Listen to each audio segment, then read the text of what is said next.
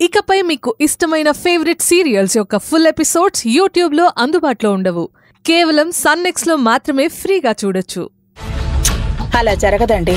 ఎందుకంటే మనం పెట్టిన చిచ్చు వల్ల ఈశ్వరి అటు ఆఫీస్కి వెళ్లే అవకాశం లేదు, ఇటు ఐపీఎస్ కోసం ఎగ్జామ్ రాసే అవకాశం లేదు. నువ్వు చెప్పింది నిజమే, కానీ మనం అనుకున్నదే జరుగుతుందంటవా? ఈశ్వరి చెయ్యాలని ఫిక్స్ అయితే దేనికైనా తెగిస్తుందని తెలుసు కదా. అది నిజమేనండి, కానీ ఇప్పుడది కోరలు పీకిన పాము లాంటిది. బుసలు కొడుతుందే తప్ప కాటు వేయలేదు.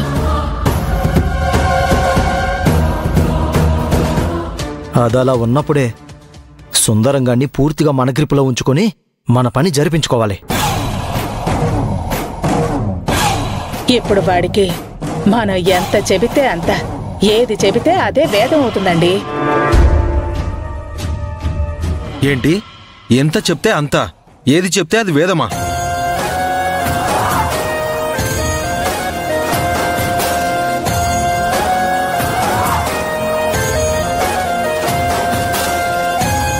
మీరు మాట్లాడేది నా గురించేనా? అది నీ గురించి మేము అలా ఎందుకు మాట్లాడతాం సుందరం? కానీ మీ మాటల్ని బట్టి ఆలోచిస్తే నా గురించి అనిపించింది. మనకి మార్కెట్లో ఒకడు డబ్బు ఎగ్గొట్టాలని ట్రై చేస్తుంటే వాడిని మన దారిలోకి తీసుకొచ్చి మన డబ్బు మనకొచ్చే దారి గురించి మాట్లాడుకుంటున్నా. అంతేగా గిరిజా? సుందరం, నువ్వు మమ్మల్ని ఇంకా తప్పుగానే అర్థం చేసుకుంటున్నావు. ఈశ్వరితో పాటు తన ప్రేమ మొత్తం నీకు సొంతం కాబోతోందని మేము నీ గురించి సంతోషపడుతుంటే నువ్వేమో ఇలా. సుందరం, మాకు నిన్ను మోసం చేయాలన్న ఉద్దేశం అస్సలు లేదు సుందరం. మా మాటల్లో నీకేదన్నా తప్పుగా అనిపిస్తే మమ్మల్ని క్షమించు సుందరం. అయ్యో లేదు మావయ్య, నేనే మిమ్మల్ని తప్పుగా అర్థం చేసుకున్నాను. మీరే నన్ను క్షమించండి. ఇక క్షమాపణలు చెప్పుకునే సమయం కాదల్లుడు. ఈశ్వరి ఎగ్జామ్ ని చెడగొట్టినందుకు ఆనందపడే టైం.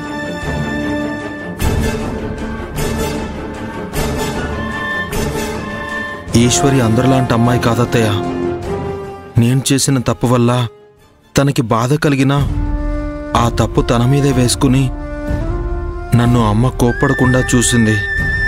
నిజం చెప్పాలంటే తను దేవత లాంటిది. అలాంటి తన ప్రేమ పొందడం అంటే అది మామూలు విషయం కాదు. ఈ ప్రపంచంలోనే నాలాంటి అదృష్టవంతులు ఎవ్వరూ లేరనిపిస్తోంది. వీణ్ణి ఇలాగే వదిలితే దానికి ఏకంగా గుడి కట్టేలా ఉన్నాడు. నేనుండగా దాన్ని నిన్ను ఒకటి కానివ్వను. నువ్వు ఇక్కడే పప్పులో కాలేస్తావు సుందరం. ఈశ్వరి చాలా తెలివైంది కాబట్టి ఈ చిన్న తప్పును తన మీద వేసుకుని ఇటు నీ దగ్గర అటు మీ అమ్మ దగ్గర సింపతి కొట్టేసింది. అదేంటత్తయ్య అలా అంటున్నావు? అత్తయ్య చెప్పింది నిజమే సుందరం. ఇలా చేసే ఆమె కోసం మీ అమ్మ ఏం చేయడానికైనా రెడీ అయిపోతుంది. అవును, ఇప్పుడు మీ అమ్మ ఈశ్వరి చేతిలో ఉన్న ఆయుధం. ఆ ఆయుధాన్ని ఈశ్వరి ఎలా ఉపయోగించుకొని తనకు కావాల్సింది చేయించుకుంటుందో చూడు సుందరం.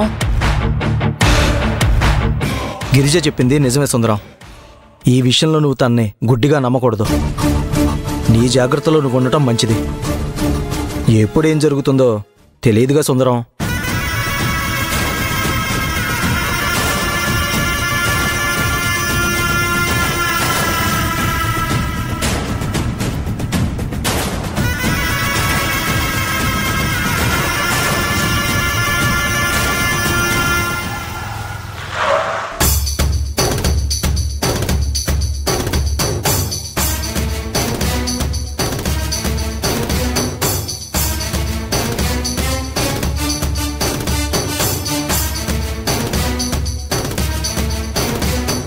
సంతోష్ గారు ఇప్పుడెందుకు వచ్చారు? ఈశ్వరి ఎగ్జామ్కి వెళ్ళలేదని చెప్పింది ఈయనే కదా. మళ్ళీ ఏం చేయాలని వచ్చారో? ఏం జరుగుతుందో చూద్దాం పదండి. వెళ్దాం పద.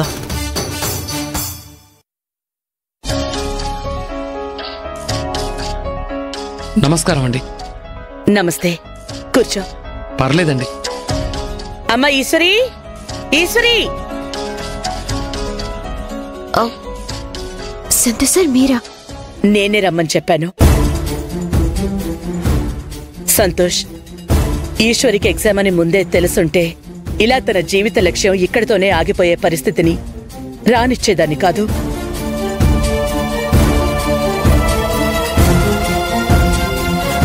నా కొడుకు వల్ల తన పరీక్ష రాయకుండా ఉండిపోయింది.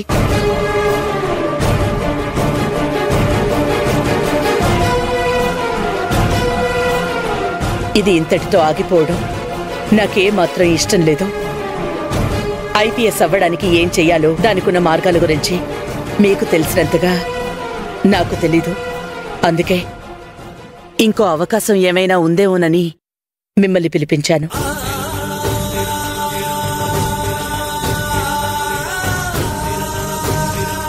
మీరే ఏదో ఒకటి చేసి మా ఈశ్వరి ఐపీఎస్ ఆఫీసర్ అయ్యేలా దారి చూపించాలి సంతోష్.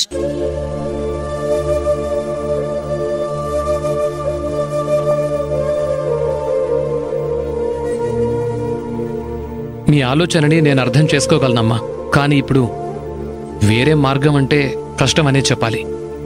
అలా అనొద్దు. నువ్వు ఐపీఎస్ అవుతున్న వాళ్ళకి ట్రైనింగ్ ఇస్తావని విన్నాను. నువ్వు తలుచుకుంటే తనకి ఏదో ఒక దారి చూపించగలవు. కాస్త ఆలోచించి చెప్పు.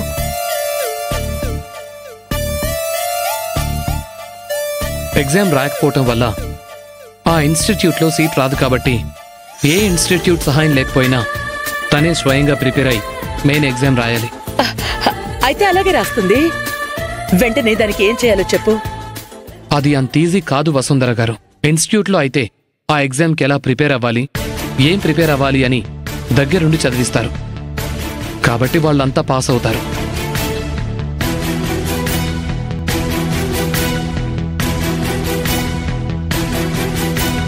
వివరంగా అర్థమయ్యేలా చెబుతారు.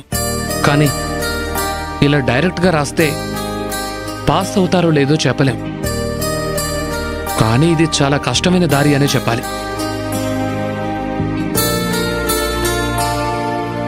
తన చదువుకి ఎలాగైనా సాయం చేసి మా కోడల్ని ఎలా అయినా సరే ఐపీఎస్ ఆఫీసర్ చేయాలి. మా వల్ల తనిక్కడితో ఆగిపోతే ఆ బాధని జీవితాంతం మోసే అంత ధైర్యం మాకు లేదు. దయచేసి తనకి సాయం చేయి సంతోష్.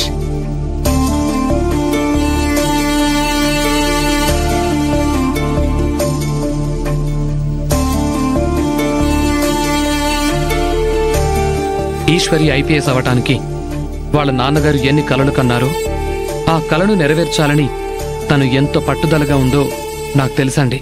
అందుకే ఐపీఎస్ అవ్వటంలో తనకు హెల్ప్ చేయడానికి నాకెలాంటి అభ్యంతరం లేదు.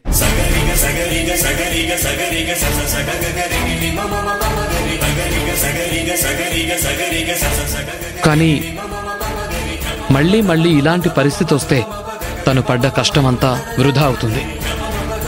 ఈసారి ఎట్టి పరిస్థితుల్లోనూ ఈశ్వరి చదువుకు గాని తన పరీక్షలకు గాని ఎలాంటి ఆటంకం రాకుండా చూసుకునే బాధ్యత స్వయంగా నేను తీసుకుంటాను.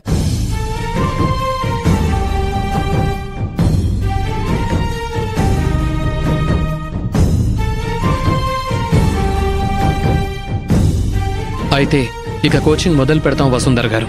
మీరిచ్చిన హామీతో తను ఐపీఎస్ అవుతుంది అన్న నా ఆకాంక్ష మళ్ళీ చిగురు తొడిగినట్టుంది. ఇంతలా ప్రోత్సహించే వాళ్ళు నాకు తోడుగా ఉంటే ఒంటి చేత్తో అయినా కొండని కూడా పిండి కొట్టేయగలనత్తయ్య. నేను ఐపీఎస్ అవుతాను.